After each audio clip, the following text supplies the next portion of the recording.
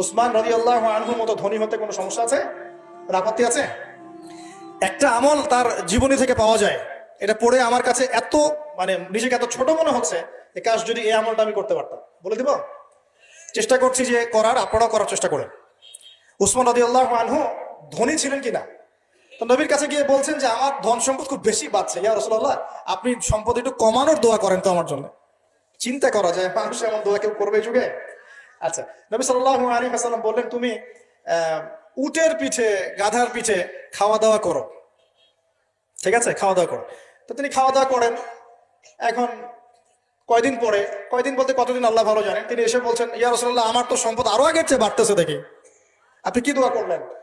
সম্পদ আরো বাড়া শুরু করেছে এখন।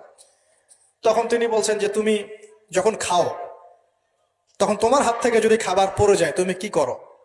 তখন তিনি বলেছেন আমি, আমার হাত থেকে খাবার যদি পড়ে যায়, একটা দানাও যদি পড়ে যায়, আমি উটের পিঠ থেকে নামি, নেমে সেই খাবারটাকে তুলে পরিষ্কার করে তারপর খাই।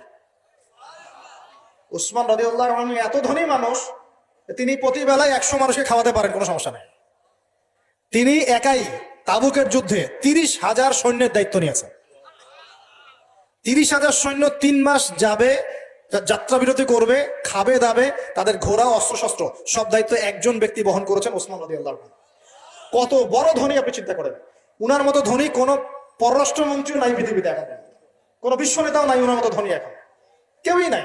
আর উনি কিন্তু তার এই ধন সম্পদ সুদের মধ্য দিয়ে অর্জন করেন নাই, তার ধন সম্পদ দুর্নীতির মধ্য দিয়ে অর্জন করেন নাই। তার ধন সম্পদ তিনি কিন্তু এই যে অন্যের সম্পদ অন্যায়ভাবে দখল করে অর্জন করেন নাই। তিনি সম্পদ অর্জন করেছেন বৈধ পন্থায়, হালাল ব্যবসা করেছেন।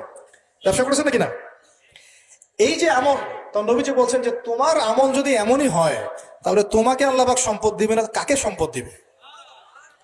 মানে তুমি আল্লাহ পাকের যে সম্পদ, রিজিকের যে শুকরিয়া আদায় করো, কৃতজ্ঞতা প্রকাশ করো যে আল্লাহ আমাকে ভালোবেসে রিজিকটা দিয়েছেন, আমার হাত থেকে পড়ে গেছে, আমি তুলে খাই।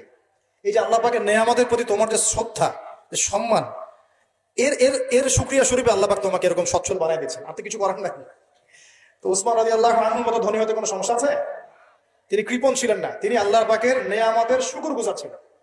ভুল ব্যাখ্যা নেবেন না, তিনি আল্লাহ পাকের নেয়ামতের শুকরগুজার ছিলেন। আমরা আল্লাহ পাকের নেয়ামতের শুকরিয়া আদায় করবো ইনশাআল্লাহ, এবং যা রিজিক আল্লাহ আমাদেরকে দিয়েছেন এতে সন্তুষ্ট থাকবো ইনশাআল্লাহ, এবং হালাল ভাবে চলার চেষ্টা করব। আল্লাহ পাক আমাদেরকে ধন দিলে সেই ধন সম্পদ যতটুকু আমার পরিবারের জন্য প্রয়োজন, বাড়তিগুলো আমরা আল্লাহর পথে দান সাদাকা করবো ইনশাআল্লাহ তাআলা। আল্লাহ পাক আমাদের সবাইকে আল্লাহর রাস্তায় দান করার তৌফিক এনায়েত করুন, আমিন।